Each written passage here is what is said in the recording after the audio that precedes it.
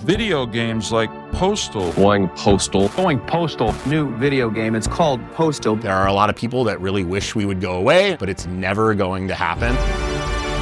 Their whole premise is so over the top. It's so ridiculous. There was a video game called Postal. We just ran around shooting people. Oh, this is going to piss off your viewers, isn't it? Oh, well. Going Postal, The Legacy Foretold. A new documentary about the history of running with scissors. On Apple TV, Amazon, and Blu-ray. Go to goingpostaldoc.com. That's goingpostaldoc.com. And tell them In the Keep sent you. When life seems to be an empty glass in which you scream alone, your voice returns with an echo to say, everything is absurd. You ask yourself, is there any meaning to so much loneliness, to so much sadness, to so much nothingness? Let me tell you, life is not a riddle. What if your pain is not in vain? Don't back yourself into a corner. Step up to fight. In the end, you must gather the courage to live with the answer you receive. You are merely a blank piece of paper in God's hands. Listen to how destiny's pencil inscribes the parchment of your heart and follow your calling. From Isolation in Healing Words by Alexandra Vasiliou.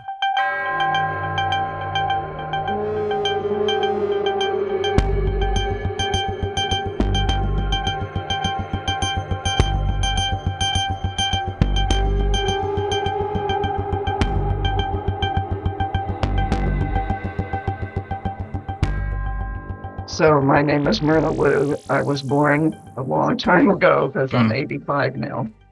I'm still working. I love palmistry, and the reason is when I was 10, my mother was a nurse in a hospital in Dayton, Ohio. I showed up after school for a ride home, and the next shift never showed up. So she said, we have to stay 8 more hours. And little kids get nervous and a little bit antsy. And I started making a lot of noise about there's dead people there and sick people, and I smell medicine all over. So she had to shut me up. So she grabbed a book off of the volunteer wagon, and it was a book about palmistry. So I sat down to read it. I couldn't make out one word of that. It was clear over my head. I was in 3rd or 4th grade. So I memorized every picture on every page instead.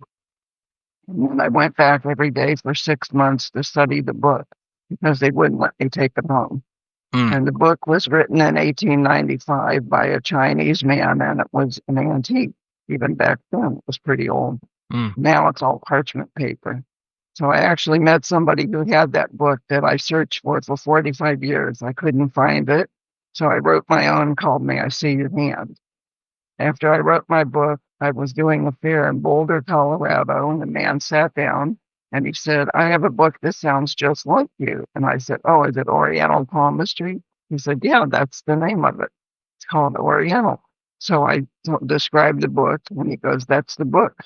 And he bought it in Maine for $10 at an antique store. I'm from Ohio, where I read it, and he had it in Colorado. So he gave it to me. That's he amazing. Handed it to me in a plastic bag, and all the pages went, and they fell down because they were parchment. Yeah. I had to have it rebound, but I have the book and it validates everything that I do in the reading. It's exactly what I memorized, and my book follows it exactly. Just the verbiage of mine. That is very impressive. It's like the book was destined to find you twice. Well, it was my calling, and I didn't know it when I was a little kid. Yeah. By the time I was 16, I was pretty popular in school because all the boys would say, are we going to win the football game? And I'd look at their hand and it's not on there. And I'd say, well, I don't know. Let me see. And I got a lot of dates when I was 16. Then when I was 20 and I got married, I was doing married couples and I was getting 50% right. Now I get 90 to 95% right. So it's a big difference, but I've been doing it. I have over 66,000 people that I have documented. So do you feel like palmistry in and of itself is something that you can just, like anybody can try to learn, or do you have to have? It's a learned science. Okay. So in 1967 in America, every medical school makes the interns take one whole day of palmistry. That makes it a science. Yeah. A lot of people, you know, they throw around terms like pseudoscience, or they say things like woo woo is definitely one of the terms. Cards are, Right. it's not like the fun stuff. This is all serious as far as I'm concerned. Mm. So yeah, it's just kind of a brief overview, like what do the lines on our hands mean if our listeners want to look at their own hand. We're all born with, so a newborn baby's born with a hand this big, right? Mm. Little tiny hand. Mm. And on their hand is a lifeline, love line, work line, reproduction, and the bracelets around the wrist. If a person doesn't have that, they're not here, but we all have it. Then there's all kinds of miscellaneous lines that could come in, but those are called symbols. Mm. So on the lifeline, it starts on the right-hand side of your hand, right by the heel of your hand, and it goes across towards the middle of your hand, and it's about an inch under your fingers, and it's about 3-4 inches long, depending on how big your hand is. So then I count it up, and I can tell about how long a person's longevity is. But it doesn't mean how long they'll live. It's what they come from. It's your gene pool. We all come from a whole lot of different relatives, not just one or two. So it's what you're made up out of. Then the work line and the love line are different. The love line takes two people, and it could be two men, two women, or mixed sex. I don't care. I look on the love line and I look to see if there's a combination where people connect, and you can connect mentally, emotionally, physically, sexually, a lot of different ways. Then there's the work line, and it has to do with what your calling is, which this was mine. I spent 35 years in corporate doing paperwork and administrative stuff, and I did this on the side, and I got more of a kick out of this. That's why I'm still doing it. So I do it on the internet, I do it in person, I do fairs, I lecture, I teach, I do all kinds of things. So if someone's lifeline, right, as you say, it's like your genetic viability, not necessarily. You could be interrupted by a car accident or disease, or show on there. Right. But could you?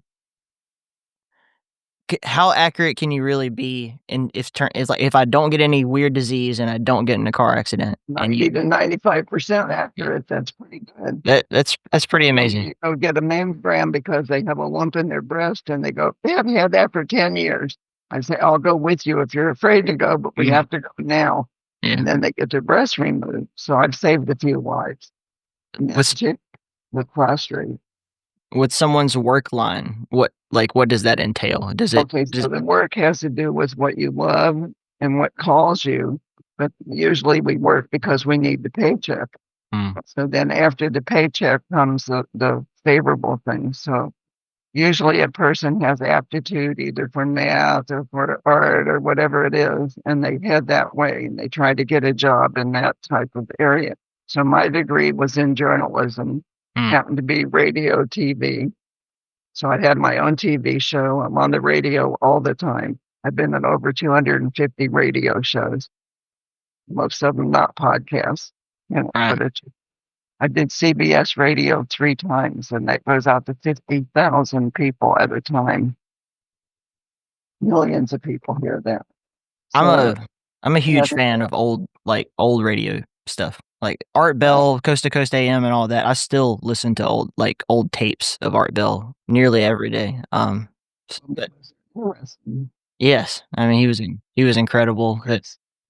And I think radio drama, because of podcasting, has come back into the light too. People have gotten so lost in watching television and movies and stuff, and they've forgotten all the old great radio dramas of the past. Like I love George Orwell's work and that kind of, yeah. But it's coming back into popularity. I just had a imagination with the podcast. Well, that's why they call it the theater of the mind. Think it through while they're talking. You have to see it in your mind's eye. Yeah. Right. Yeah. So when you can tell like someone's sort of aptitude for jobs by looking at their work line. So if you like art and you go for a job in a museum or an art institute or someplace, if you're not good in art, you go, they're not going to even talk to you because you wouldn't have the aptitude. No. Yeah. I wonder why job interviews don't require you to do a palm reading beforehand. Well, it isn't. It's just, Maybe I should start doing that to my employees. I wrote the book on how to do it. That's the one called May I See Your Hand over here behind me. It teaches you how to do it. And when I teach a class, it takes 2 hours. That's it. I imagine it would be illegal to disqualify someone on the basis of a palm reading though. Like they apply for a job and I'm like, They do it, and they shouldn't because you're born with it. None of your two hands aren't even alike. We have two hands, right? The left and right are not going to match. The lines don't match because you have different things, different tendencies. You have certain things on one hand and other things on the other hand. So I do a little test with everybody. So I wanted you to take both hands, fold them up like that. Okay, what thumb is on top? My right hand. So you're right-handed? Yes, ma'am. Okay, my left comes on top. I'm right-handed, but I was born left and got switched. Isn't that weird? So whatever you really are is what comes up on top. So I do that with every single reading first. And then I find out if the person is coming from the left side or the right side of their brain. How did you get switched? Your brain made the lines. Like, did you decide later in life to just become more right-hand dominant, or was that something that... My mother changed me when I was an infant. I didn't want to be lefty, but I've been married 3 times to a lefty every time. Because I go that way, because I'm one of them. Yeah. So the first one passed away. That was 20 years. Second one was 13, and this one 31. So I've not been married since I was 20. I don't stay alone very long. Yeah. But the thing is, I'm one of them, and because my tendencies are the same as theirs, I think out of the box from the left-hand side. Can you see behind me my stuff on there? Yes, ma'am. I can see you have it looks like a pillow or a bag with the Buddhist hand on it, and then bookshelves and all the hands up on top and all that stuff. People my age don't have collections like that, but I do because I'm not letting go of any of my stuff. I like it all. Okay. So some people my age have doilies on their tables and they have, they're little old ladies, and I'm 30 in my head. That's why I can relate with you pretty good. I just turned 30, so a couple of weeks ago. How did you know that? Okay. Just said that. I can relate with you. So with seeing someone who's like left-hand dominant, what does that tell you about their personality? Okay, so a right-handed person is stable. They're right here. They're honest. They're normal. They're okay. Their feet are on the ground. And a lefty is a little different. And so we're doing things from a different point of view. So a lefty sees things that a righty doesn't see, or they see them from another point of view. So for instance, a person was going to decorate a room. They decorate it like a right-handed person. I don't. So mine is a left-handed person that has more pizzazz to it, I guess, or more stuff. Okay? My wife is left-handed. It just means it doesn't mean you're smarter or not smarter. It just means you see things different. We all use our thought processing. Yeah. From what I have been told, it's your right hand side of your body is controlled by your left brain, and your right side of your body is controlled by your left brain. So people who are left-handed tend to be more right brain dominant than normal folks. No, that isn't how I look at it. For instance, this husband bowls left-handed, but he does other stuff right-handed, like batting a ball. So he does things both ways. So do I, because that means the person who's really left is ambidextrous. Right. It means we have to be able to do things with both. Women put dishes up in the closet, up above our head, high up. We use both hands. We don't just use one or the other. you have a stack of dishes, you're going to be the helper hand. So one hand is the helper and one is the real thing. Okay. That's very interesting. So you just This is my hand. I'm looking at it on your website also. I've got it on another screen next to me. Exactly that same image. Yes, ma'am. And so what it has on there is all the 5 basic lines. So when I give a reading, a person really gets a good reading. I do 5 to 6 type pages. That's a long reading. And I do them on the internet. I had 14 of them lined up in my in basket. Now I'm down to just a couple. But I work them out as I do them. I work them out, you know. And so can someone just send you a picture of their hand to suffice? Take a picture of the hand that they eat and write with. Even though if they were born left-handed, when we do the hand thing, I have to do the one that they use today. So I'm right-handed today. Okay. So I would have to read my right, which I read it all the time to see if anything's changing. And things change every 6 months on your hand. Interesting. Yeah. Well, you're born with a lifeline. That's not going to change. But things happen in your health. Maybe you have a backache, or you have insomnia, or you have arthritis, and it's going to show up there. What about blemishes? Like if someone has a wart on their hand that comes up and goes away, something like that. I don't even see that. I look right past it. Okay. But I will tell you, I did a butcher once, and he was missing 3 fingers, so he raised his hand and said, "Do I get a discount?" Made me sick. I didn't like looking at that. But the thing was, I don't read the fingers. I look at them a little bit, but I don't spend a lot of time on them. But on the fingertips are different symbols, and on the finger itself are symbols. So I'll just give you an example, a couple of the symbols that I look at. So I look at X's, mean good luck, anywhere on the hand, except not on the lifeline. Then they're guardian angels. Then I look for guardian angels, which are people who died since you've been born. We're not talking about Archangel Michael or Ariel or anything. Right. Then I look for islands, and that's a time where you feel trapped or cornered, and we all have that at different times. Then if there's a dot in the island, it means you're still there and you're stuck. And there's a teacher's block, and I actually teach, but I'm not a teacher, but I teach them. And the reason is I can't help it. I teach it as I read every single hand even. Then ESP has to do with intuition, and we all have some, and some people have more than others. So the most you can have are 5 X's under the index finger, and that would be ESP. I have 4 of them. So the people who had 5 would have been Jeannie Dixon. I don't know if you ever heard of her. She told President Kennedy, "Don't go to Texas. I'm a seeress. I could tell what's going to happen," and he got killed. And she saw that whole scene. And then Edgar Casey has 5, and he was called the Sleeping Prophet. Both of them had 5, and I'm one under them. I can't get any more. You're born with what you're born with. Then there's creativity, abilities, talent.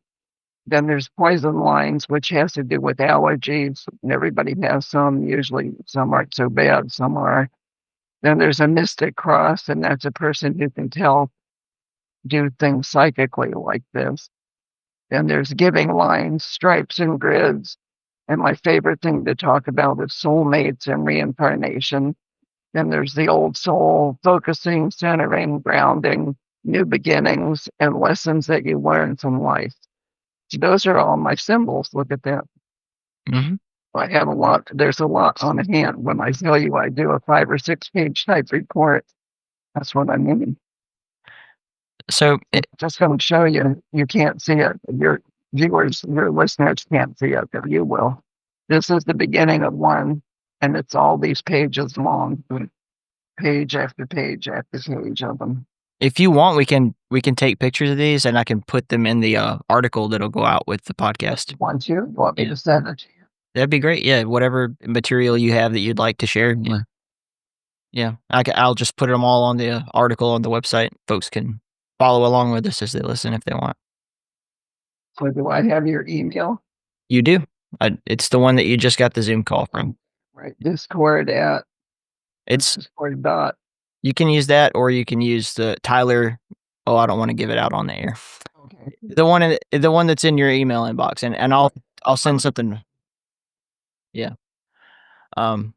Yeah, so that's really fantastic. The whole idea of being able to tell like just something as simple as like what someone's aptitude for psychic ability or That's why I'm still doing it, because I learn something every single hand. And I have fun with it. I don't like doing murderers, kidnappers, embezzlers, blackmailers. I do. And you can tell when you look Yeah, and I you see it, look like, on it. okay, I see that you broke the law, and the guy will say, I gave that 100,000 back. I served my time. yeah, And I go, uh-oh. And then they ask me if I want to see their ankle bracelet. mm, So that means they just got out. you yeah, know.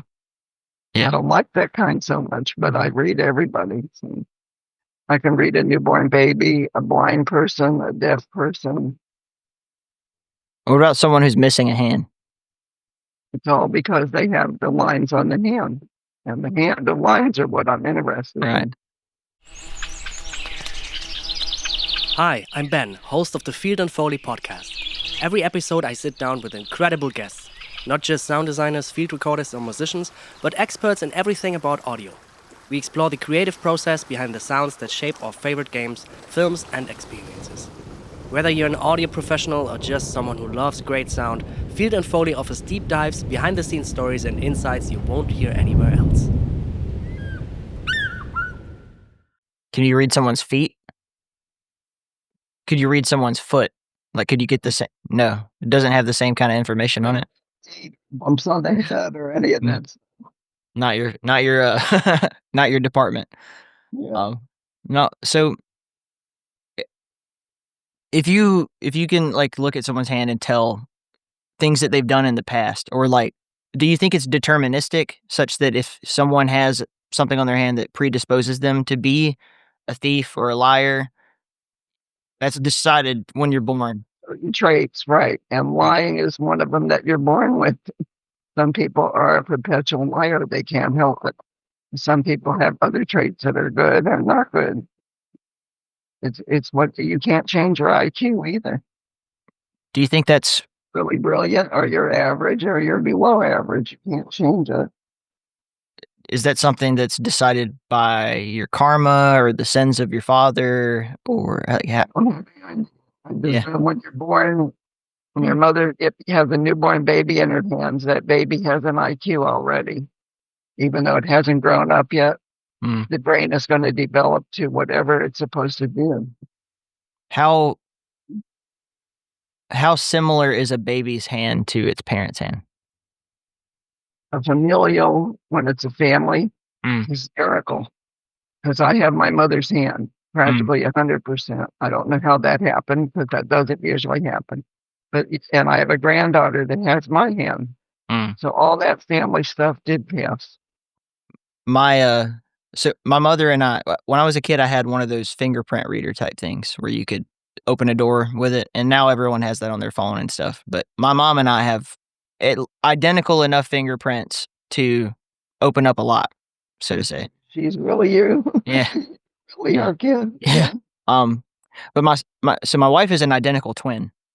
So what do we say about like two identical twins? Did they have the same palms? And then why is it that they're so different personality-wise? It isn't. When you do twins, if they're identical, they're going to be identical. If they're not identical, then they have different personality. Did you say you have a twin? My wife is an identical twin. Okay. And Right. her identical twin, if I read your wife's hand, I would read, when I met her sister, I would read the same hand. But I've done twins before, and I say, I just did your sister. I don't need to do you. yeah. But so they do have unique personality traits between themselves. There are things about them that are different. Well, of course, because they both pick somebody different to marry. Right? They both have likes and dislikes and all that. But they're born with the IQ that they're born with. They're born with whatever came in for their characteristics. So neither one of them is going to be a liar, because maybe that wasn't on their hand. Right. But maybe both of them are afraid of spiders or whatever it is. So can you tell if someone's afraid of spiders just by looking at their hand? No, I just made that up. Can you tell if they have a propensity for irrational fear though? Right, if they have fears, afraid of the dark or something, that might show. Okay. Yeah. I said I learn stuff every single day. I look it up. I look my own hand up. Mm. But there's things that change, and I go, I never saw that before. And I go look it up to see what it is. So I looked up a drowning. Yeah, so on the heel of your hand, underneath your baby finger, if there's a slit right here, look on your hand right here, on your right hand. I'm looking. Here. You have a little slit right here. Right there. Says you drowned in a past life. Okay. That's what that means. I looked that up because I did too, and I wanted to know what it meant. What was your like religious background? You said you grew up in Dayton, Ohio. I don't imagine you guys were like Buddhists or Theosophists. So okay, and then so when did you start to learn about things like past lives and reincarnation? And Okay, all that came with the palmistry when I was 10. Mm. And actually, then I studied over the years because reincarnation isn't really on the palm. I can tell if somebody's been here before, but that isn't what I was studying. So I looked up all that stuff so I would know what I'm talking about. And I looked up about guardian angels, personal ones. I looked up different things so that I would be more informative when I'm talking to people. Actually, I do more counseling than anything. So when the women come to me, they go, "Where's the guys? I don't have anybody. There's nobody out there. They're all stinking." Then the guys go, "I need to know about finances. What about my future? Where's my money coming from? Am I going to get passed over in promotions?" So I get all these questions. So I say, okay, let's just sit down and study that part. So I specifically look where they're asking questions. Right. So when I do a reading on the internet, I tell people I need their age, their name, their age, their handprint, and any questions they have. So that I'm not all over the place. I just concentrate on what they want to know. Right. But I do the whole report anyway, but then I concentrate more on what they want, what they need. what if you have really bad news for them? Do you not tell them if they don't ask? Of course I tell them. I tell the truth. Right. So then I say, this isn't looking too good, so maybe you need to go have a little physical. Or, the job opportunity is over, but there were 3 other ones that are coming up that you're going to have a shot at, and you're going to get the second one. So practice in front of the mirror, and I kind of counsel them. Then I tell people, well, you're going to make $50,000 a year to start, so I guess that's okay for a beginner. And they go, yeah. And I say, well, but you can't go in and tell them you want that. You have to be real quiet about it and let them approach you about the money. So work is a little different than other things. Just like the love line takes 2.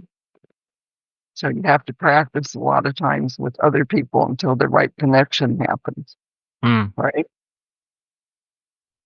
What are some of the traits of love lines that are? Your wife was your very first date, would you? I'm not gonna answer the question for her sake, but yeah. Yeah. I agree. What I'm saying is you have to have different experiences. Yes, for sure. Yeah,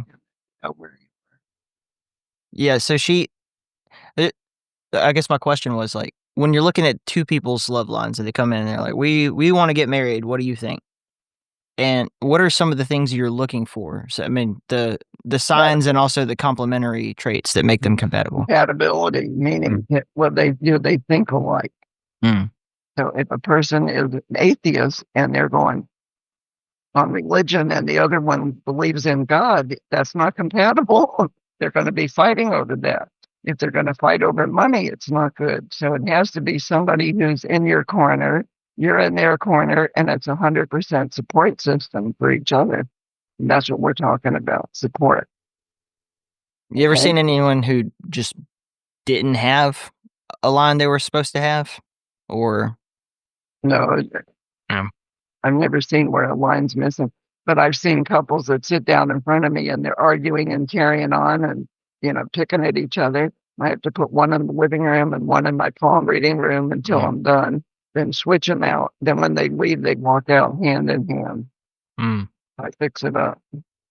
What do you tell them? Well, they need to straighten their thinking out a little bit. Some people don't think so straight. I've found So when we were in the Air Force, they would always make us take those 4 lenses personality tests, or like the Myers-Briggs, that kind of stuff. Whatever it happens to be, whether it be that or palmistry or knowing someone's star signs, but knowing like a lens from which you can like reasonably assume where that person's coming from. So a lot of times I feel like disagreements aren't as simple as we just are incompatible, we just disagree. But you can. Oh, you have to have opinions and agreements and disagreements. Right. That's normal. I'm talking about major compatibility, like religion, no religion, or one works and makes the money and the other one refuses to work. That's not compatible. Takes 2 paychecks in this world. You know, it just, people have to help out. That's what I look for, and when I see a union. And sometimes people are married and they go, "This is my soulmate. How come we're so miserable?" Well, because it isn't your soulmate. You thought it was. Right. I don't tell people go get a divorce. I show them what's laid out on their hand. And I say, it's up to you to make the choices. You know, some people settle because they're afraid of no security and they want the guy to take care of them. Some people don't need sex because they get somebody older and they're at 29 and the guy might be 79, but they want the security and they marry him just for the money. That's not good. Yeah. But I keep my mouth shut. I don't say it's not good. What do you think about soulmates, and what can you tell about them? Well, the person was with their soulmate. They know it because actually what happens is there's a light that goes off inside you and them at the same time. And you both feel that. It's like a pull or a magnetic something, and it just happens. So this husband I met at a Jewish singles bowling league. All right. Personally, I was madly and had a crush on somebody else. I was going through a divorce. I was only alone maybe 2 weeks when I met him, and we clicked. And the next morning he called and said, "Let's do lunch." And I said, "Okay." We went to lunch and he moved in that night and stayed 3 years. Then we got married. So we're together 31, married 29.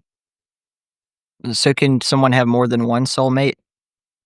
Yeah, you can have however many times you've been back in reincarnation. I was only here one other time. Okay. So I'm very unusual because most people have been here between 4 and 7. And some people have been here 15 and 60. And if it's over 20, I yell at them. So you've only lived one life. That's 3 times normal. And I go, "What is wrong with you? Don't you get your lessons? Can't you learn?" You lived exactly one life before this life. Right. And your sex changes every time. And you drowned. Yeah. Okay.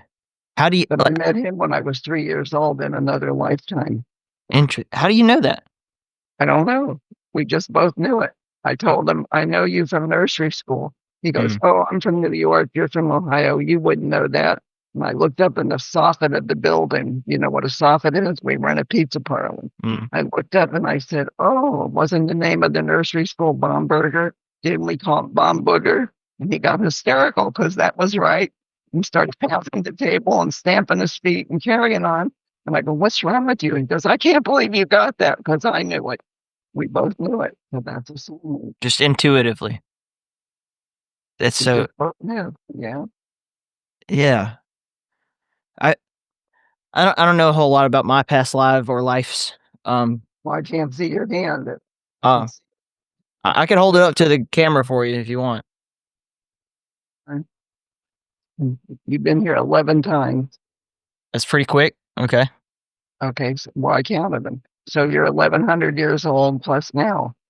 Okay. So figure 1130. Okay. I'm 185. So this 1,000 years more stuff than I do. it's what can someone have like? What's the most lives you've seen someone have? The most I've seen on somebody was 60. 60. Wow. Okay. That's somebody I yelled at. Yeah, that's what I said. I yell over 20. The 7 would be normal. 4 to 7 is most normal people. And then 3 times normal would be 21. So from 21 on, I don't like it. So there and count them. Are you like a young soul, so to speak? I'm a young soul, yeah. Right. And I'm not coming back. If you get your soulmate, you go up and you don't come back, you stay up. Okay. So your goal, The second lifetime. The first one, I was a little boy. If I came back next time, I'd be a guy, but I'm not coming back. He isn't coming back. My husband this time had 4 past lives. So I'm his 4th one. This is his 5th life. And he's done. And he's 9 years younger, too. so you reckon 2 people or 2 souls are just living lifetimes until they find each other, and then after that they don't come back to. They're not looking until they're searching. Right. And they come back each time. They're looking for that connection that they have. Here's the example, and you'll get it. Grandma and grandpa. Right. Grandma died in the hospital, and grandpa didn't get there in time to say goodbye. This time, you're not grandpa, you're grandma. You're the girl. You find the person, the guy, and you go, oh my God, this is so great. And because grandma and grandpa are saying hello again. You get that? Okay. Internally, they're the same person, but outwardly, the clothes that we wear and the person that's on the outside doesn't look like who the 2 people are that meet each other, but their souls remember each other from another lifetime. What do you reckon that means for people who feel like they're the wrong sex? If it's the same sex? Well, if someone feels like they're in the wrong body, like they're like, man, my soul is telling me. I don't know. Yeah. I don't know what to say about that. Yeah. It's If interesting. somebody thinks they're wrong, then they either get surgery and get it fixed, or they just live with it. But could it be wrong? Like, could you look at someone's palms and tell what gender they're supposed to be or who they are? No. I haven't looked there. I have Okay. so much other good stuff to find that I don't look for funny stuff. Yeah. You know. But I mean, if I sent you just a picture of my hand, could you tell I was a man? I could read your palm. Yeah, send it Okay. to me. Okay. I need the picture of the one you eat and write with, and the questions that you have. Interesting. Well, you already know that I'm a guy. Well, I know your age because I figured that out, but that's all I know. Right. Well, I also know you have a mind like a steel tree. What does that mean? Means you're really sharp. It means you get electronics. Well, interestingly, I was not like I don't even consider myself amongst my peers to be particularly tech savvy.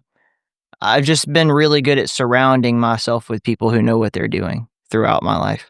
No, that isn't it. That's not what I'm picking up. Okay.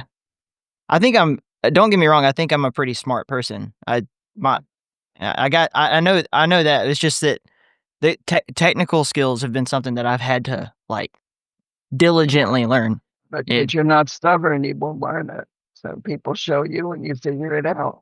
What about aptitude? Like, we talked a little bit about IQ earlier, but do you think that if you have aptitude, which I can't see from here, let's say that you were big on math and you wanted to get a job in finance. Well, just because you're big on math doesn't get you the job. You have to have, a degree and other stuff, and they don't want to talk to you. So your aptitude has to do with things that you like. Usually we get called to an area that we enjoy, right? Right. So if you enjoy something, that's when you go towards it. So I didn't enjoy administrative work at all, but I did it. I made everybody look good for 30-something years. Mm-hmm. Never got an attaboy, but I, would correct their spelling, fix their stuff up, help them write the letters that they had to write, do whatever they had to do. And when you said that you had studied journalism, TV, and radio. I did 3 radio shows in college. And I got 9 credits for that. You get credits for everything that you do. I worked for the school newspaper. Right. I did all kinds of stuff. So the 3 shows that I had, one was on the street interviewing people as they came out of buildings, and I would ask them questions. It's called Man on the Street or Woman on the Street. And then the next one was a classical music one, and I butchered that up so bad they took it away from me. And one was I would write articles and read them on air. So I interviewed, I went to school in Athens, Ohio, and there's a little car there called the Mini car. And that was way before Volkswagen or any of the little cars were out there. And I went and interviewed the guy who invented it. And then I got to read it on air. And that was like an up for me because I got to write and read it. You were naturally curious and you liked to document and share with people. I mean, that. Right. That's the thing. Same here. That's my whole thing. My mission in life is to help people. Right. And to share. Yeah. When do you reckon you first knew that? When did that first occur to you? What did you just ask me? Just when do you feel like you first knew what your purpose in life was? Not just palmistry, but I mean that you wanted to be a helper. You wanted to be. Probably when I was in my 40s and I was doing a lot of shows. I was doing 28 shows a year. And I discovered that everybody I did came back the next year or then 6 months later when we did it again, same person. And I'd say, I've already looked at you. They said, but I want more. And I thought, what do you mean you want more? I already gave you the lecture. He said, I need more lecture. Yeah. That's why I said it's mostly counseling. So they came back and paid to get in line twice. A lot of people did. Some people are still writing me from 20 years ago. And they're saying, I saved your literature. Well, my email changed, my phone number changed. We're in Florida now. I was in Colorado and I was in Ohio. I've been different places. But it doesn't matter. They find me. Yeah. But it's good that you have, the internet has made it way easier to get in contact with people, right? And I love it. Yeah. Yeah. Well, I have over 800,000 hits on my website. Yeah. That's a lot of hits. And that's since 1996. So I'm saying 31 years of hits. What do you reckon that someone who keeps coming, like they're just hungry for more information, what's going on in their head and why is that? Well, what happens is they're in a quandary about something. They're trying to find a solution to a problem. They're going through something and they want to know what should they do next. Well, I don't tell them what to do next. I show them what's out there. I just say, this is what it shows. It's up to you to make a decision and do something and take action. If you don't do it, I can't help it. I'm not going to make the decision for you until you do this, and that. So I have a thing I always say, you have a choice, you have a change, and you have a chance. So if you don't make a choice, you can't change. And we need to change all the time. Everybody does. And then the chance is you might take a chance on something and it doesn't work. So that's okay because you try something else. You just keep trying. You don't give up. I'm a fighter. You could see that. Yeah. So I'm not giving up to age. I'm not giving up to anything. So I'll be 90 and saying, let me see your hand, dear. And I'll be shaking and my hand will shake and I'll be holding the magnifier and I'm going to still be doing it if I don't want to quit. Yeah, I retired at 80 and I thought, why should I do that? I'm still having fun with this. Based on your lifeline, how long you think you're going to make it? My lifeline says 102. All right. Then we should do another podcast on your 102nd birthday. Okay. Yeah. Let me show you where it is. On your wrist, if you took your hand, you put your elbow on your stomach, throw your hand out in front of your face and bend it up towards your nose like this. Bend it up. Look at all the wrinkles right here. Right. See some striping? Oh, I do. You should have a couple rows of stripes. You should have 2 rows. You have them? I do. Okay. That represents 50 years and you aren't even there yet. So yours came in early. Okay. I have 4.5 rows. I got 1, 2, 3. And a little piece. Yeah. I got. Each one is 25 years. All right. Well, I guess I'm going to be an old man. That'd be good. I mean, 1 to 50 at least. Yeah. 1, 2, 3, 4, 5. Exactly. Yeah. You got 5 rows? Yes, ma'am. Okay. People under the age of 50 are going to see 120 to 130. We know that because of technology and science and everything else. So you have a chance to go to 130. All right. That's what it should be. I'm for it. Let's ride this thing. As long as I'm like still kicking, I want to be, You'll be healthy and strong. Yeah. The first two are really strong, right? On your wrist. The first three lines are pretty deep. I mean, you can't see very well from here, but yeah. Then the lower lines are faint. Yeah, faint Right, and because you thin. haven't lived there yet. You haven't even lived at 50 yet, and it's 50 of them strong. Well, I've had a lot of practice at this whole life thing. I think I got it down. Every one of mine are strong. Yeah. Every one of mine is deep, deep, deep. Mm. So it just means I know. I come from the gene pool. Nobody in my family made it that long. I had a great grandfather made 100. I take it back. Mm. It just mine shows 102. So the thing is, if you move around a lot and you're active and your brain is alive and you're doing stuff, you can go longer. The people who are sedentary leave sooner. What do you think that people who are reincarnating so many times, like if someone has 30 lives, what are the things that go wrong throughout the course other They than haven't found what they're looking for. right? I think that it's karma.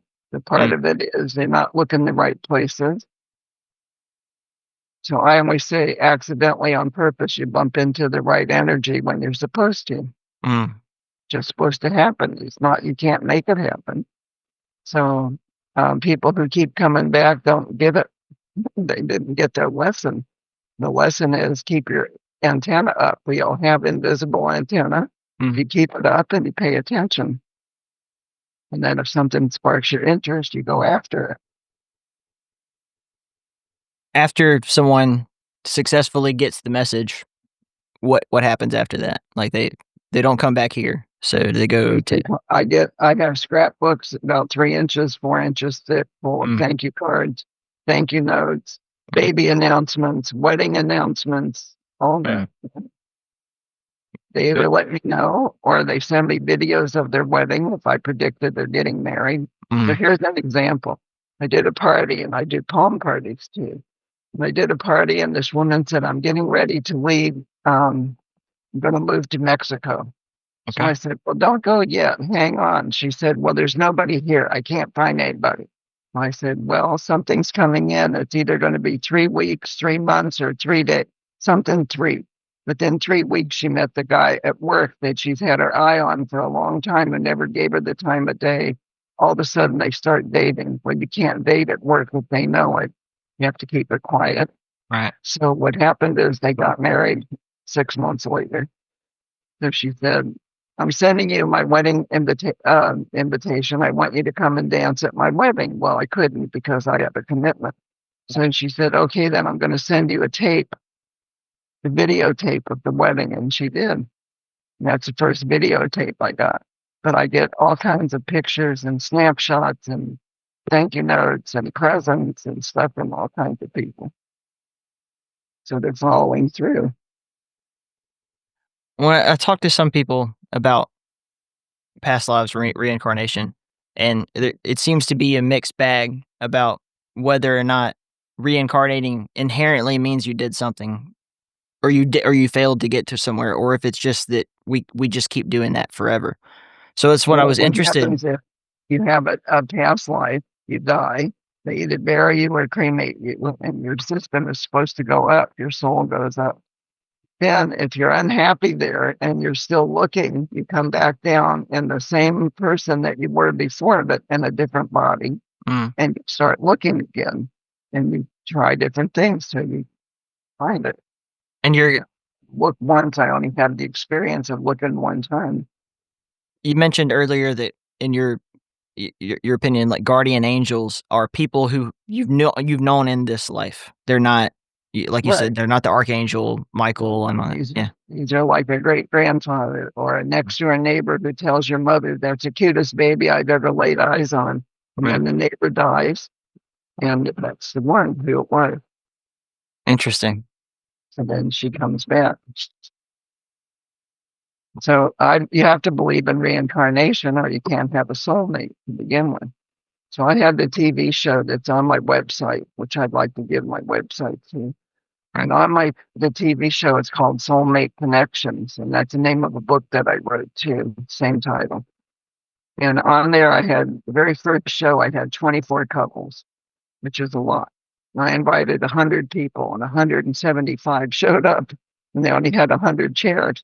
And 75 people had to sit on the floor or stand up for all that time. And it takes 8 hours to do a 1 hour show. Mm. Do you know that? I've been on a film set, and I had the money saved up to do 2 cameras, and the guy said, "You need 3 cameras." And I said, "I can't afford 3. I only have the money saved up for 2. He gave me the 3rd camera. And the beautician gave me free hair and makeup and nails. Then the woman who was doing it gave me the room free because I've helped people all these years, helped a lot of people. So she gave me the room. Then I had a band that came and made music. They invented a song for me. They, created one. And they all bought shirts alike and they played music from the beginning of the show and all through the show. Then I had somebody who wanted to do dry ice machines, blowing smoke. I mean, all kinds of stuff. So I think that's, the craziest thing for me, because you were talking about how it takes 8 hours to shoot an hour, about seeing a film set for the first time, being on camera and everything, was that I don't know why, because this is the simplest thing in the world. But when I realized that when 2 people are talking to each other on camera and the camera is like over their shoulders, that they're not really talking to each other and that you're just cutting that. Like, I always thought there'd just be 2 That's cameras. what it is. Yeah. That's exactly right. The camera cuts in, then it goes to the other person, then it cuts in. Yeah, that's exactly what happened. So when I saw that after the fact, the editor put it all together, and it seems like the 2 of us are having this detailed conversation, when in reality we were both just saying our lines to the camera, and then it cuts. But I don't know why, but that had never occurred to me before. I watched movies, and the magic works, right? You saw how they did mine and how they cut it in and out. Yeah. So if you look at my website and you look up Soulmate Connections, you'll see the cameras doing that. I've got it right here. There's 3 cameras. Yeah. So one was on the audience, one was cutting in on me, and then one was cutting out on the couple I'm talking to. Can you tell me about Cruise to the Other Side? What? Your book, Cruise to the Other Side? Yeah, that one is a novel. Mm-hmm.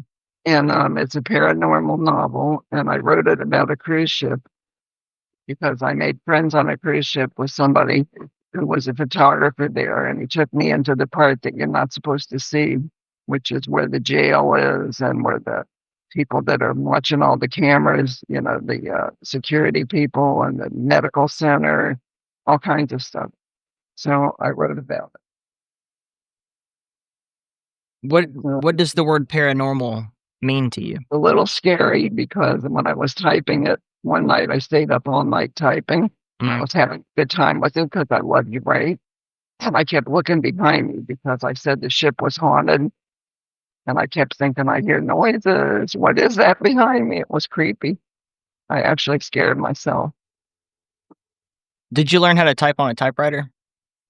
Yeah, of course I had to learn on the typewriter. Yeah, my mom did too. And not electric. Right. The kind that you type on and go, psh. Yeah. Then I went to electric from there. What do you type on now? We're on computer. I type 85 words a minute. Yeah. I mean, what do you type on the computer with like Microsoft Word or?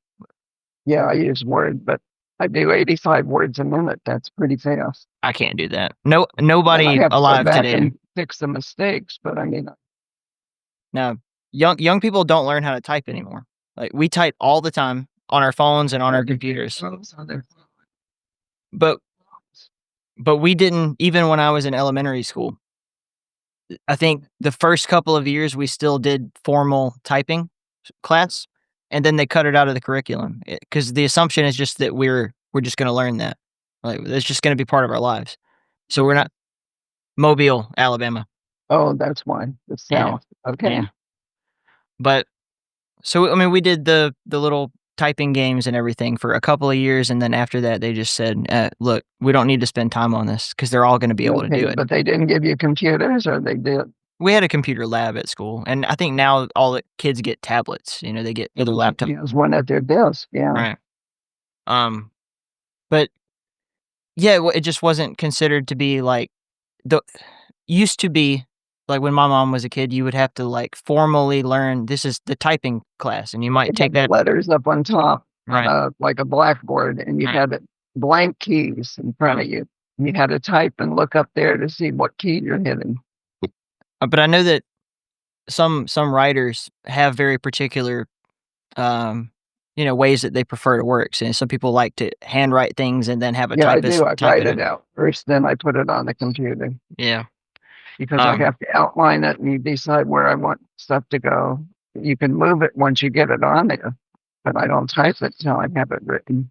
I know George R. R. Martin, the novelist, he refused to update his computer. So he still to this day types on an old, I think it's a like Microsoft DOS computer with WordStar installed on it. He just is comfortable with that program. He knows how it works and doesn't want to chance, changing up his routine. Well, I'm good on that. I'm just not good on the technical part. Yeah. Yeah. Like Zoom, I know, just go in. Yeah, just that's different things. Zoom is okay. For podcasting, I think a lot of people like it because it does include video recording. In my opinion, the audio quality of Zoom is really lackluster. So I try to... It's okay, but it's not as good as, if you have something it's definitely not as good as if you or I were in person. And I'm always trying to get as close to that as possible. In person would of course be better, but you can't do that. I've done a few, and it's nice when you can go to like a convention or something and get a hotel room and just set up a... Yeah. Right.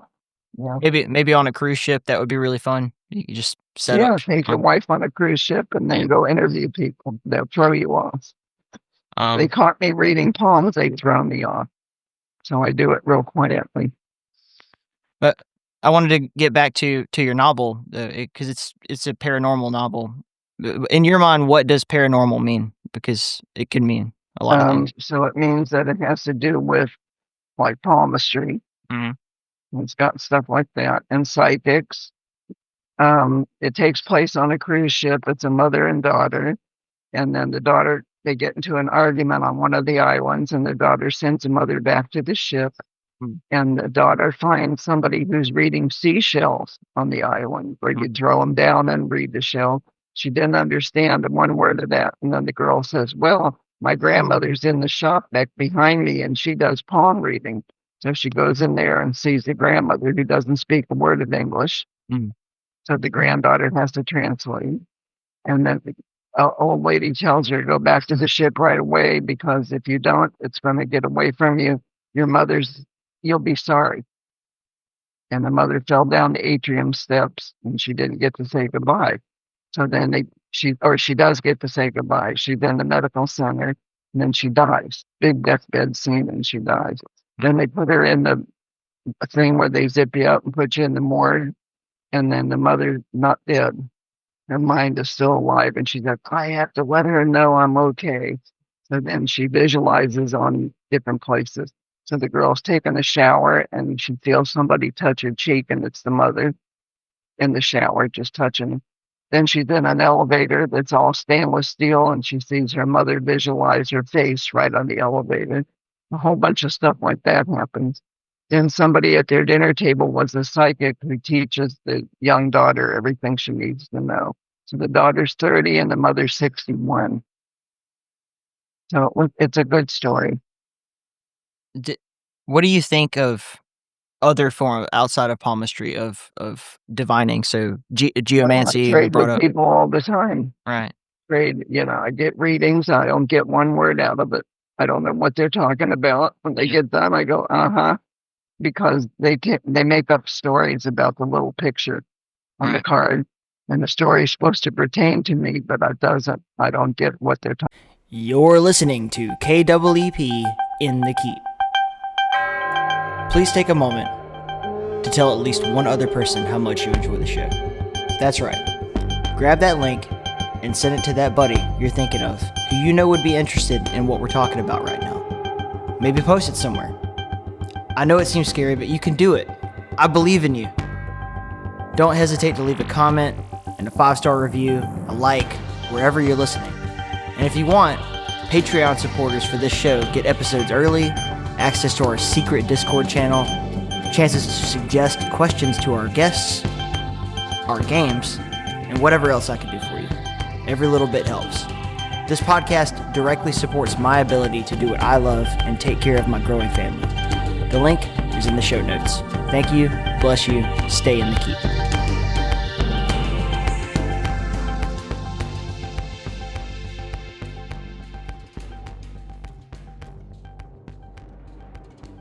Talking about. And I do numerology, astrology. I understand those. Right. If it's real science, I give it. So the woo-woo stuff, like the energy and kinetic energy and all that, I get that. Yeah. Well, You ever it's fine. you ever have a client, work with an astrologist and then come work with you and they get the same results? And they say, I heard the same thing over there. Yeah. Yeah, we get the same information. Interesting. What does palmistry have over something like astrology or something like It doesn't geomancy? have anything. It's equal to, Okay. not over. It's just everybody has a hand and they're not afraid of that. Yeah. They're afraid of some stuff. Or they go, oh, astrology's over my head. It's up there with I don't get it about the planets. Yeah. So then they don't want to hear about that. Or it's too complicated for them. We got a couple of I live in Columbia, South Carolina now. There's a few different psychic shops that are set up around, but they all are like, it could be a tarot reading and a palm reading, and we'll tell you your charts, and we'll do your numerology. And I'm like, how do you know all these things? Like, how could you do all of it? It's crying. I don't know all of them, but I know a little bit about numerology, so I play with it a little bit. Yeah. I know a little bit about astrology. I don't touch it because it's too complicated. And so what happens is when I trade with somebody, I learn stuff, they learn stuff. But when I trade, if I give the best I have to give and I get from them, I don't know what, then it's not a good trade, right? Right. So they'll say, I tape recorded it for you. I said, well, thank you. And I listen to it. I still don't get it because it's not me. So evidently what happens is they do readings how they see it, but it's not how I see it. Yeah, it's always in this whole field. There's always going to be charlatans. There's going to be people who are just making It's stuff called the up. metaphysical field, yeah. Right. Yeah. There's a million different kinds of things. There's quantum stuff. There's just a lot of things. So, and I like to learn stuff, so I pick up information every day. What's something interesting you learned today? Something interesting I learned. With numerology, I found out what the numbers mean. So number 1 and 2 are the best numbers. Go ahead. So number 1 and 2 are the best. 11 and 22 are the next best. And they mean master. You can't get any higher than a master. Right. Then number 8 means prosperity and money. 9 means a completion year. So I learned a lot of different things about numerology, and I like it. If you like something, then you sort of gravitate that way. Yep. So I play with it a little bit. Everything that I've learned about numerology, at least Western numerology, I get from, like studying Kabbalah and stuff like that. I really gravitated towards understanding the tree of life and the Sephiroth. That speaks to me. I don't necessarily think that there's wrong, like you said earlier, there with the numbers. Right. Yeah, like you were saying earlier how like all of the different fields are sort of equal, they're just different. And to me it's like, okay, a client may really gravitate towards palmistry and they're like, oh, that speaks to me, I understand that. But if you told them the same information and presented it in a different way, they'd be like, I don't get it. They don't get it. Yeah, right. Sometimes they don't translate. They can't get both of them. The thing is, numerology is all about the person and what's coming up for them, and so is the poem. I can see the future, past, and present. So I'm looking more about the future. That's what they want to know. They already know their past, right? Right. They want to know about now and what's coming. So I could tell them what's going on now. And they go, well, yeah. And I say, so, but you need to do, change is very important. Why are you resisting change? Because I don't like change. I say, well, you have to start thinking in different terms. It sounds or like you're my gonna be grandmother. stuck right where you are. So they, okay. You know, I'm gonna have my grandmother for sure listen to this, and she, as soon as you get to that part, she'll be like, "That's me." Like well, there's people and people. No two people are alike. Yep. So it's all different personalities that sit down, right? So when I do a fair, I could do 20, 30 people a day. That's a lot.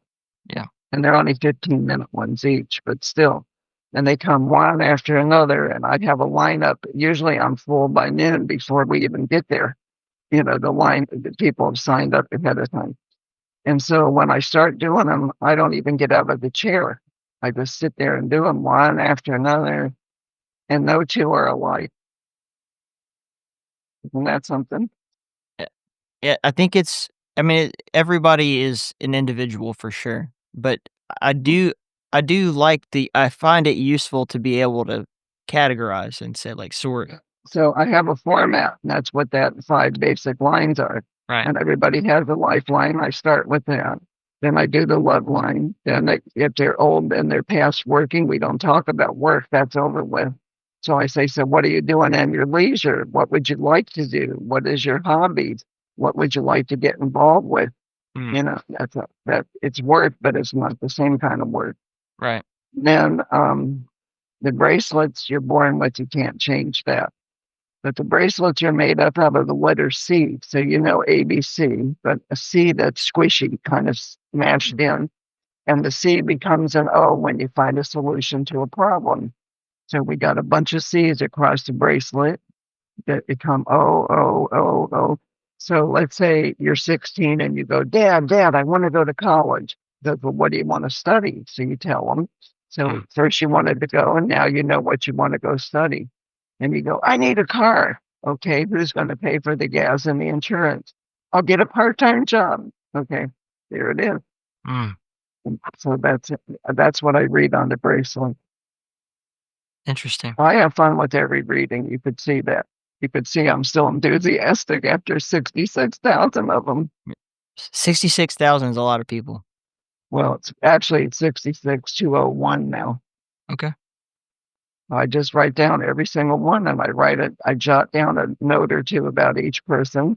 And then when I see them 10 years later, I catch up. I went to my 45th high school reunion about 20 years ago.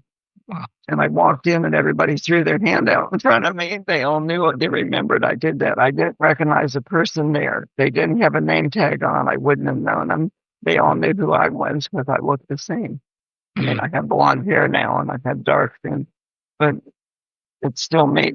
And they knew. And they said, what do you see? And I said, well, I see you went to Vietnam. You had back surgery, this, and this. Well, yeah, I did all that. How do you know that? Did somebody tell you?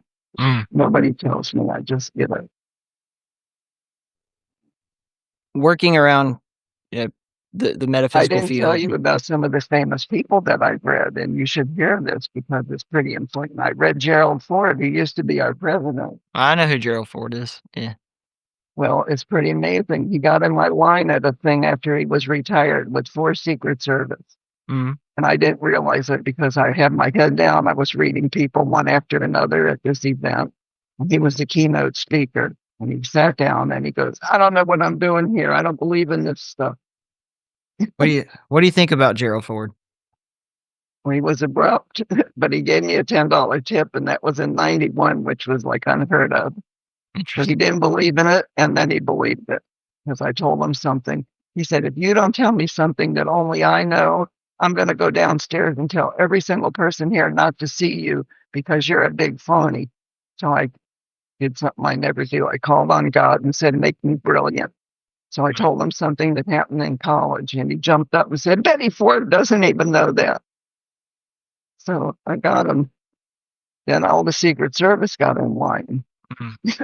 So I said, you guys can't just butt in. You have to go. The line is back there. And they had to go get in line. I did Ivana Trump. Okay. I did movie stars you would have heard of: Clint Eastwood, John Travolta, Slice the One. Clint Eastwood was the mayor in Carmel, California, where I lived. And the mayor, yeah. Very, very close. Yep. Well, I lived in Monterey, California for a year. Oh yeah, yeah. Everybody's obsessed with him over there. I was walking down the street, looking. He said, "What you goose egging about? Who are you looking at?" And I said, "You look just like Clint Eastwood." He said, "I am Clint Eastwood." So I told him what I do, and he said, "If you read my palm right here on the sidewalk, I'll comp you a dinner." And he did. My husband and I had a free dinner and up there. Wow, Isn't that cute? That's so nice. So then I did other movie stars you would have heard of too, like Chevy Chase. I do know Chevy Chase, but I want to go back to what was John Travolta's hand like? What's going on with that guy? With who? You said John Travolta, right? When I met him, he wasn't even in the movies yet or anything. He was taking dancing and singing lessons. Okay. He owned a pizza parlor in Santa Barbara, California. That's where I lived at that time. But did you? I said, "I see you're taking singing and dancing lessons. Do you want to get into show business?" He said, "That's the idea." Then he got Welcome Back Cotter, and that made him. Yeah. But that then became me. Grease. And it made his first debut. He's he's an interesting person because he's so connected to Scientology now. And well, but it had nothing to do with that when I didn't even know about that back then. I don't know that it existed. I was sitting there all by himself in the booth, and I said, "What are you doing sitting here all alone?" And he said, "Well, I own this business." Yeah. He was just watching people come and go. And then he probably sold it, or maybe kept it. I don't know. I've heard Chevy Chase is an asshole. Did you ever hear of Arna Bombeck? Arna Bombeck, yes. I read her, Phil Donahue. Hmm. Well, Phil Donahue, I read when I was in high school, and so was he. And I told him he was going to be the first TV talk show host, and he was. How about that? Was he before The Late Show? He was before everybody. He was the first one, and started in Dayton, Ohio, ended up in Chicago. Then after he retired, he moved to California. He just passed away not too long ago. It was 88. But when I met him, he came to my high school after a football game where our school won his school. He came with 4 boyfriends, and they never should have come to a victory dance on our, They showed up, and he said, "Your reputation precedes you. I want a palm reading." And I was 16. So I said, "Okay." And I took him in the cafeteria with all of his friends, and I read all of them. He made me read them first, then I did him. Then when I wrote my book, Soulmate Connections, I called him up. And I said, "I'd like you to do the foreword in my book." And first thing I did when I called him, I said, "Is this Phil Donahue?" He said, "Is this Myrna?" I didn't know that he was before Johnny Carson. I think, at least my generation, like Johnny Carson was the beginning of television. No. This is interviewing people on, in an audience, not sitting at a desk. He would go out into the audience and talk to people. Right. Yeah, he was ahead of all those other people. He was the first one who did the same thing that, Jerry Springer and Sally Raphael and all those people did. But he was number one. Yeah. Well, Jerry Springer was more like professional wrestling than counseling, but I just happened to bring that up for an example, though. But he actually didn't sit behind the desk either. Oprah, Dr. Phil, those types of shows, though. Yeah, I never thought about that. I like Dr. Phil, though. He's cool. Seems like a really interesting guy. So are we about there? What's that? We can be if you'd like to be. Well, I haven't had lunch yet. It's getting there. Yeah. No, that's okay. Are you in the same time as that? I am on Eastern time, so you're in Florida, yeah? In Eastern Standard. Yeah. Well, yeah, we can wrap it up now if you'd like. You're always welcome to come back. I could just give my website, which is www.myrnalou, spelled MYRNALOU.com. I do readings on the air. And I would do $100 instead of $120 for everybody if they say they heard it on your show. So they get a 20. I will make sure that that goes into the article, like I said earlier, and just be sure and send me that. I'll send you my hand, and you can send me your Okay. everything you want. We'll trade. Yeah. Hmm. I have to read your hand, but I have to fit it in between things. I can't just do it in 5 minutes. But No rush.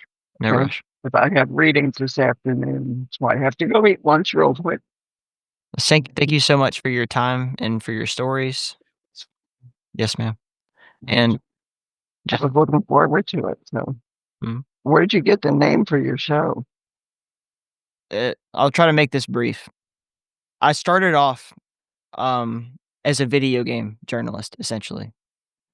One of the games that we played, there was a map, like a world in that game. There was a temple to, do you know H.P. Lovecraft? Read the writer? One of his monsters was called Cthulhu or Cthulhu, and the map was like this ancient temple for that. So we started off as Cthulhu's Keep, and then it became just the Keep because no one could spell Cthulhu. And then it became In the Keep because it was like we were doing it in our space, so it was In the Keep. Okay, that's where. Oh, so you picked that and keep that name. Yep. Yeah. Okay. Yeah. Well, and I just call myself the soulmate specialist, Mm. and that's my branding. But this is your branding. I appreciate it. And I'll make sure it's all there for people who are interested, and they can reach out to you if they want to get their palms read with that great deal that you offered and everything.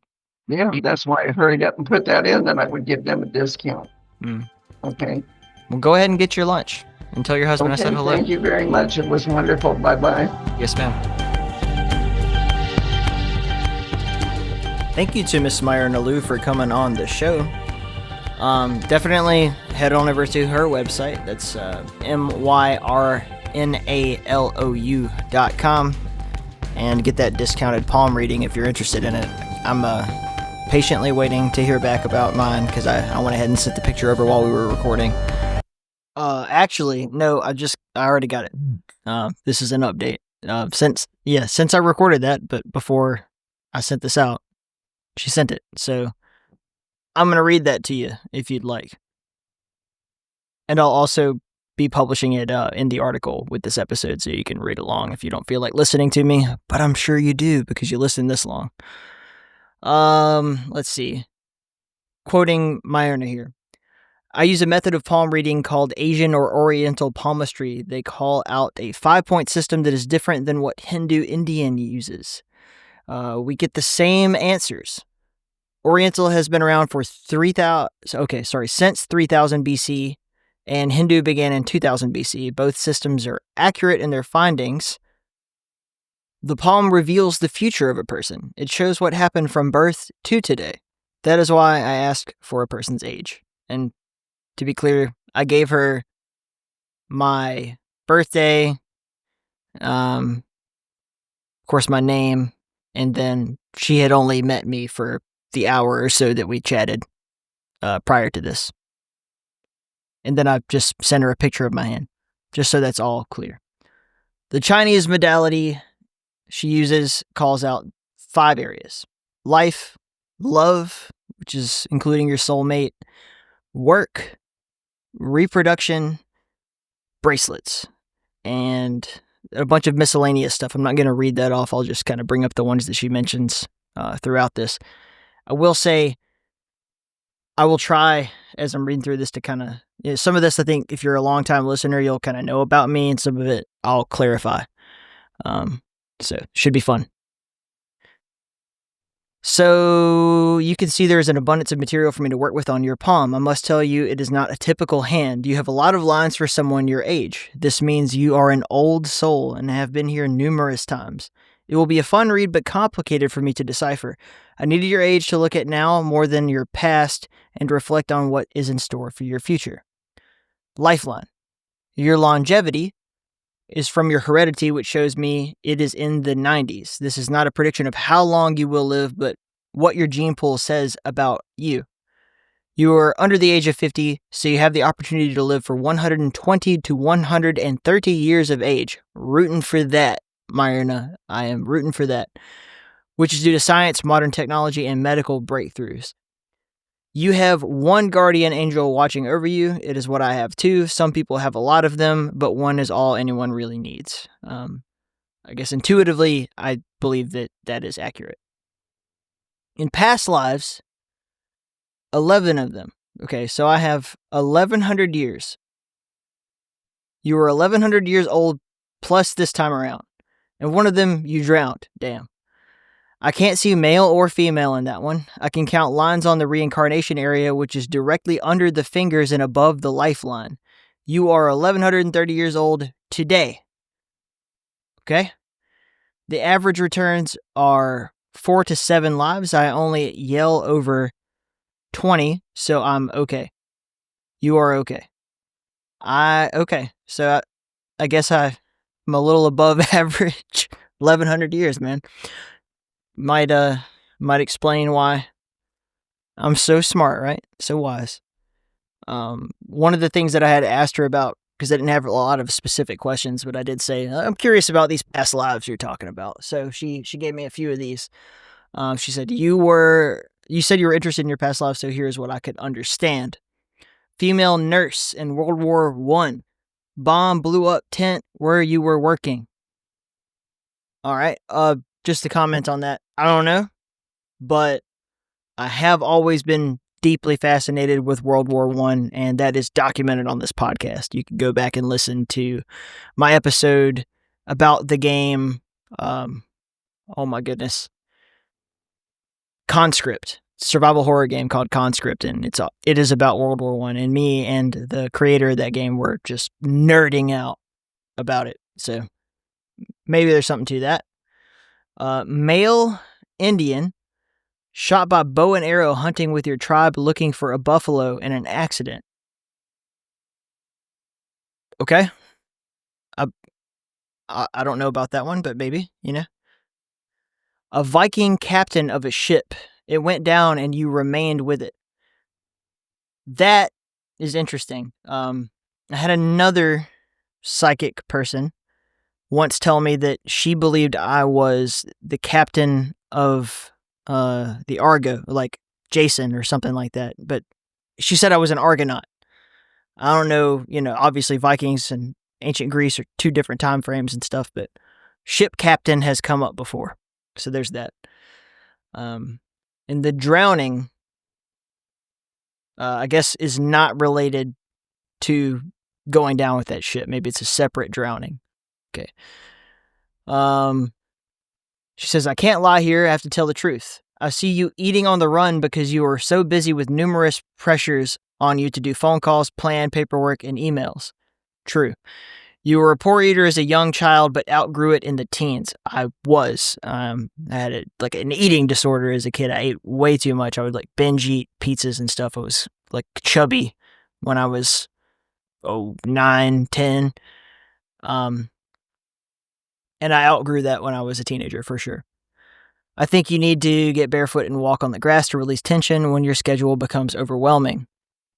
Yes, my whole life, oddly, people make fun of me for it, would be outside walking in the grass for hours and hours and hours when I'm stressed out or thinking or whatever. It's how I process things. And it does relieve stress. She goes on to kind of talk about that.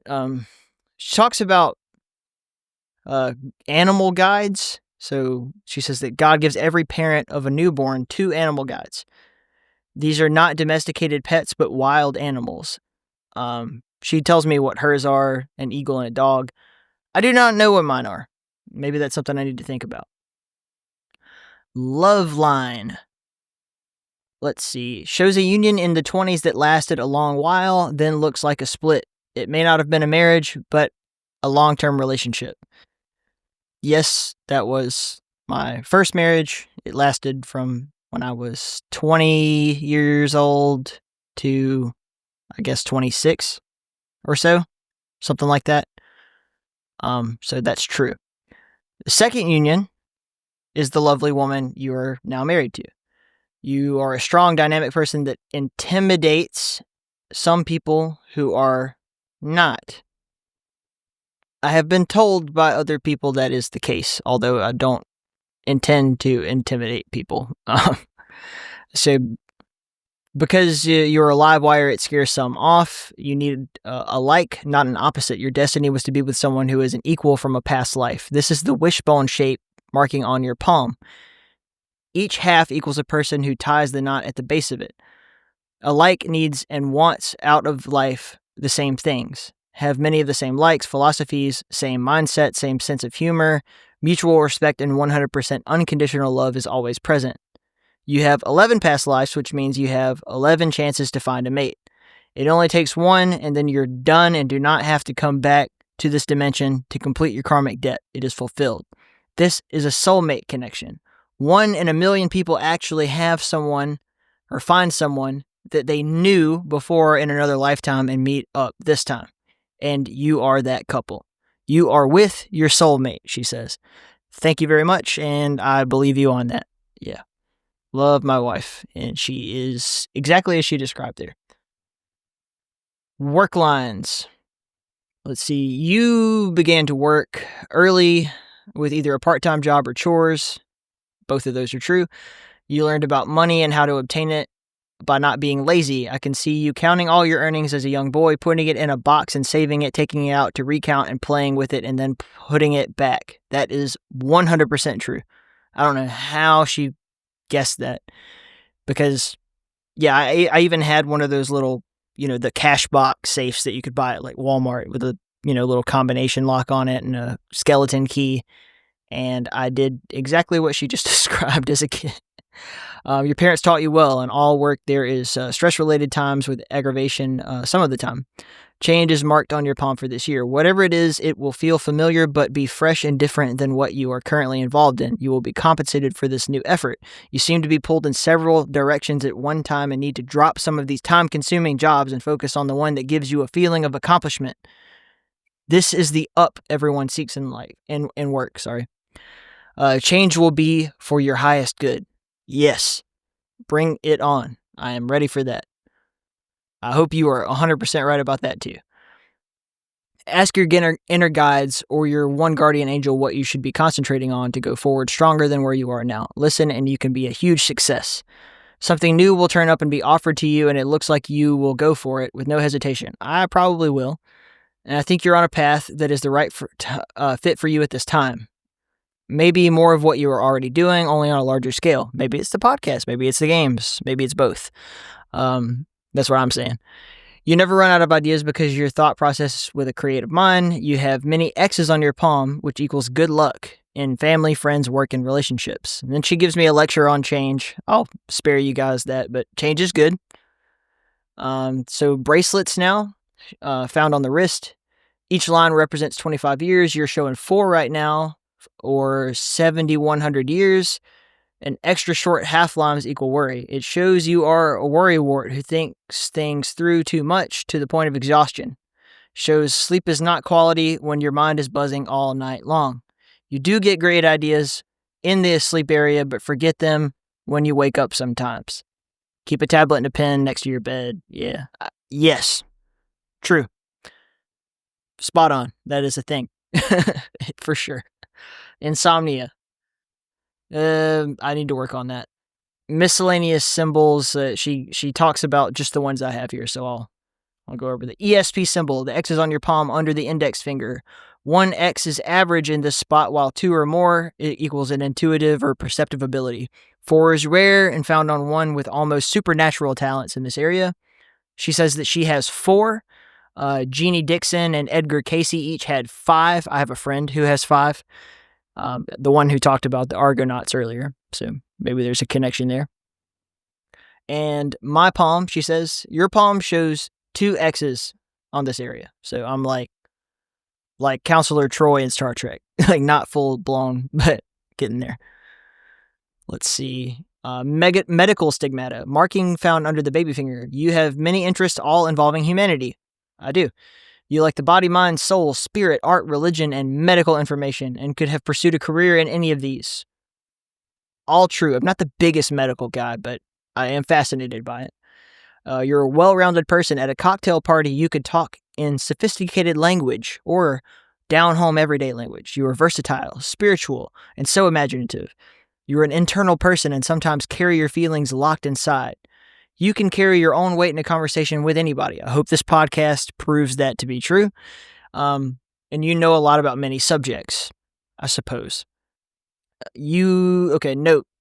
You're an above-average person who bends over backwards to do the right thing. You will try new innovative ideas, go to new places, explore, experiment, discover, and try all of the avenues available to learn what lies ahead. You are curious and have an inquisitive mind, always searching for ways to stimulate yourself. You're a good friend and offer your shoulder to another if they have problems. You do not advise, but are there for them. People often dump on you and waste your time. Yes, they do. Yes, they do. Thank you for saying so. But yeah, since your family raised you to be polite, you do not say, "Get out of my face." I often don't, but rather allow them to vent. You're a kind, sensitive, compassionate, and true blue friend, and you want to learn new information daily, so your mind is alert. True. I hope you enjoy this reading, what I took from your palm prints, and that you agree with some of it, hopefully most. It is more difficult to read someone by remote. I take recommendations if you feel this is worth sharing with your friends. Myrna Lou Goldbaum, master palmist, award-winning author, soulmate specialist. You guys can you can get the $20 off of a reading. I think that makes it even 100 from Myrna at www.myrnalou.com, myrnalou.com. She has a couple of email addresses that I'll also link in the podcast notes. But I gotta say, I entered into this whole thing very, very skeptical. I do believe, obviously, paying attention to this podcast, in metaphysical stuff for sure. But I'm not unaware that the vast majority of people who are doing it are, charlatans of some kind. I think Myrna might be the real deal, guys. I mean, let me know in the comments what you think of that reading. Just based on maybe what you've picked up on about me in the podcast. Maybe you know me if you're one of my homies. If you'd like to get to know me, of course, just Discord is probably the best way to actually get my attention. That's discord.inthekeep.com, where we hang out. But yeah, I'm very impressed, and thank you, Myrna, for doing this on the house and for letting me share it with our listeners. I guess I can play the music now. Much love, everybody. I love you. God love you. Stay in the keep.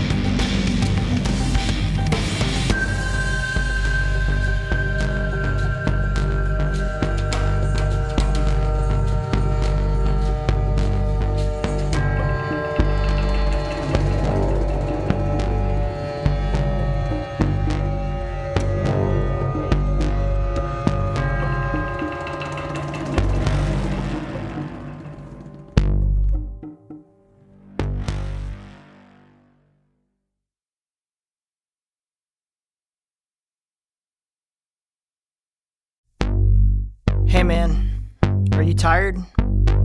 Coffee's just not doing it for you these days. Let's talk about something different. Let's talk about cacao. Cacao comes from the theobroma plant. Broma means food, and theo means, well, God. So why aren't more of us talking about this godlike food source?